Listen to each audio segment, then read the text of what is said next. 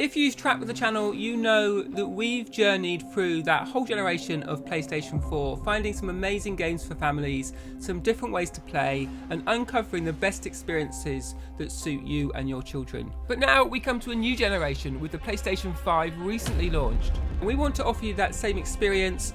Hold your hand as you step into a new generation of video games to highlight what are the drivers for families to adopt this new PlayStation 5, what are the benefits for you, what you're going to get out of it, and the best way to make choices around this new console that will be a really good fit for your family.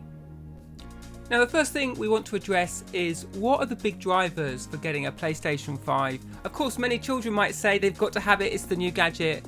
But in the home, the PlayStation 5 has some really tangible benefits. Firstly, the visuals of this new machine are a markedly higher and more impressive, and the ray tracing and the realism that you can achieve in games is much more impressive. Importantly, I think in a family, the load times are massively reduced with some new storage technology so that your games will be faster and quicker to use. And then there's a new DualSense controller that offers a deeper and greater immersion to the way you play games, and as you can see, the games here take advantage of that new controller in a wide variety of ways.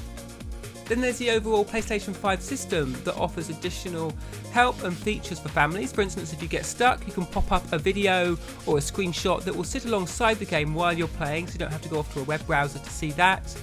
You also get guidance on how long you have got left to finish a particular level, or how long a new level might take, and that can be really useful, I think, as kids work out should they play the game before tea time, or how long they need to play until they finish their level and can join the rest of the family. And also the party functionality has been extended so that you can curate games with people in more ways than just voice chat. Then of course there's a whole host of new games you get to play on PlayStation 5, from Astro's Playroom, The Pathless, Marvel Spider-Man, the endearing world of Bugsnax, Sackboy, a big new adventure, of course Fortnite, Just Dance 2021, Dirt 5 and FIFA 21. So some really great new experiences alongside those classic updated experiences that you get to play as soon as you get your console. And then there's other games that are in what we call launch window that will be coming soon after. A brand new Ratchet & Clank game called Rift Apart, Immortals Phoenix Rising, Marvel's Avengers and Overcooked All You Can Eat are some of the games which we'll see in launch window.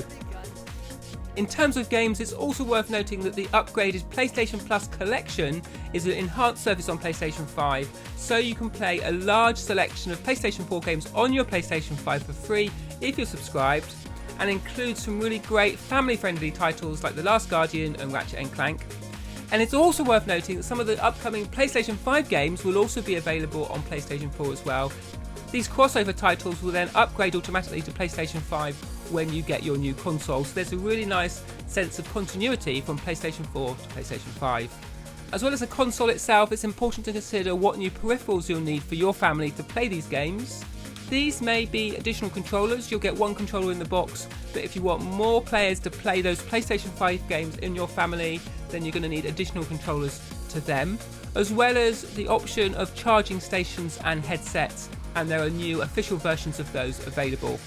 Again, it's worth noting, although you need new controllers for those PlayStation 5 games, you can still play most of your PlayStation 4 games on your PlayStation 5 with your existing controllers. So those are the main elements to consider for your family when choosing PlayStation 5.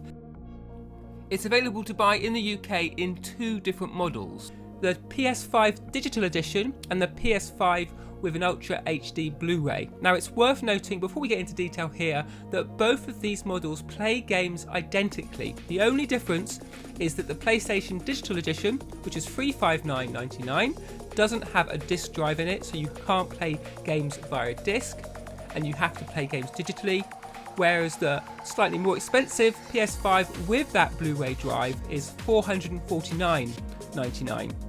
Now the consideration here is, which are you more likely to play? Do you play games off disc? Do you like having those physical discs? Do you have Blu-ray films on disc that you want to play? Do you have older PlayStation 4 titles on disc that maybe you want to play on your PlayStation 5? So I hope that is helpful so that you can find the best value from the PlayStation 5 from your family. We've really enjoyed our journey with the families we work with on PlayStation 4, helping you find some amazing games and having some simply marvellous experiences with that technology.